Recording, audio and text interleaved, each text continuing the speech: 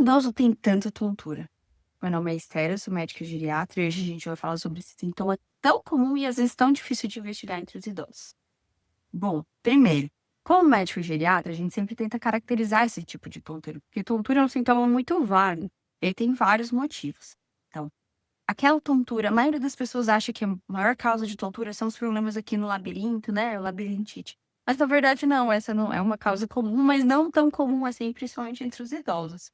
As causas mais comuns de tontura entre os idosos são reações a medicações, principalmente se são medicações iniciadas recentemente. E, infelizmente, uma boa parte das medicações podem causar tontura. Então, a gente sempre deve investigar se foi começada alguma medicação recentemente, até porque as que causam tontura, em boa parte, com o passar do tempo, às vezes após 2, 3, 4 semanas, essa tontura já melhora. Então, se a gente sabe que uma medicação que vai trazer potencial benefício, a gente às vezes insiste realmente no uso dela, porque sabe que aquela tontura vai sumir. Uma outra grande causa são transtornos psiquiátricos, transtornos de humor, de bem-estar mental mesmo. Como assim? Muitos pacientes com transtorno depressivo, com transtorno ansioso, têm tontura. É muito comum, por exemplo, um paciente que às vezes tem uma ansiedade, principalmente quando vai se deparar com um fator deflagrador, como, por exemplo, está ansioso para algum evento, para alguma coisa que vai acontecer, para uma consulta médica, ele começa com essa tontura. Geralmente, essa tontura é do tipo atordoamento, que a gente fala, uma sensação aqui na cabeça. Outra causa muito comum para tontura é desequilíbrio, a tontura do tipo desequilíbrio, que acontece justamente quando o paciente geralmente está em movimento. Essa tontura é extremamente relacionada à falta de músculo. É aquele paciente que começa a andar e parece que vai cair, ele sente uma tontura mesmo, porque os músculos dele da perna estão tão fraquinhos que ele não consegue nem mesmo se sustentar de pé. Essa tontura, geralmente, como eu falei, ela se manifesta quando o paciente está andando, é uma tontura de sensação de que não vai conseguir se segurar, se sustentar o próprio peso. Para isso, é necessário fazer atividade física. Sim, muitas vezes a gente consegue reverter ou diminuir essa tontura com atividade física, viu? Tem que ser aquela atividade física de ganhar equilíbrio e ganhar músculo também. Um bom personal trainer ou mesmo na academia, pilates, são exercícios muito bons para essa tontura, para esse tipo de tontura de desequilíbrio. Uma outra tontura também bem comum, infelizmente, entre os idosos é a tontura que vem da queda de pressão de quando o paciente levanta muito rápido. Com o envelhecimento, podem acontecer algumas mudanças no corpo que fazem com que, quando a gente levanta, né, o normal é que a nossa pressão logo se restabeleça para que a gente não sinta tontura, porque muda ali a composição sanguínea, ou a distribuição sanguínea, na verdade, do nosso corpo.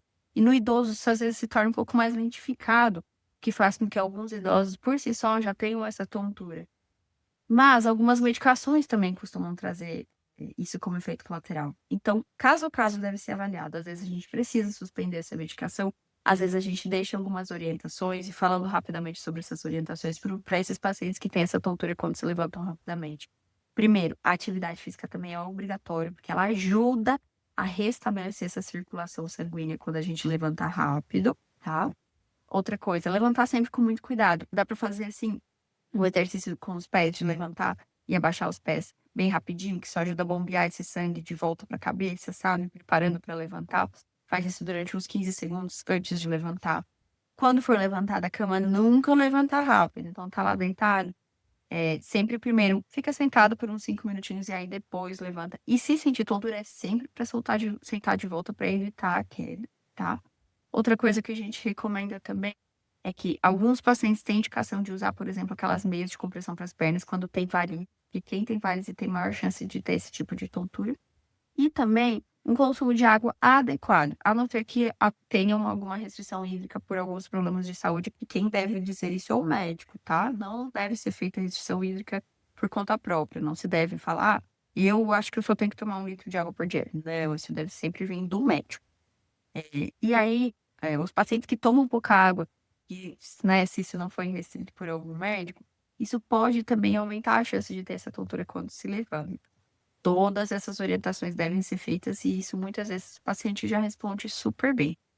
E o quarto tipo de tontura realmente é o que vem ali o pessoal chama de labirintite, né? Ali algo do labirinto vestibular que a gente chama, né? Que também merece investigação, obviamente.